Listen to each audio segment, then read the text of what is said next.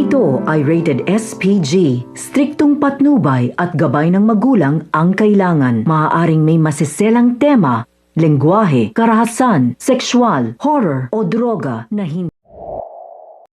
To the rescue nga itong si Doc Benitez nang matagpuan niya ngang tinulak nga ni Doc Tanyag itong si Annalyn at kinampihan nga ni Doc Tanyag ang kanyang anak na si Zoe. Kaya naman galit na galit nga itong si Doc Benitez dahil nga raw wala ngang kwentang ama nga itong si Doc Tanyag. Kaya naman ang sagot ni Doc Tanyag ay kung gusto niya nga magpakaama nga dito kay Annalyn ay sa kanya na nga lang. Kaya naman galit na galit nga rin tong si Annalyn dahil hindi nga raw siya kuting para pagpasapasahan nila. Samantala tuwang-tuwa nga sa nangyari itong si Zoe dahil solong-solo na naman ng kanyang ama na si Doc Tanyag.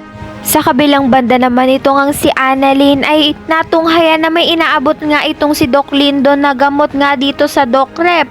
Mas posibilidad nga na masamang gamot ito at matunghayan nga ni Annalyn na adik nga itong si Doc Lindon.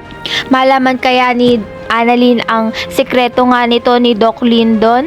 Ayan ang pakatutukan natin dito nga lang sa Abot Kamay na Pangarap.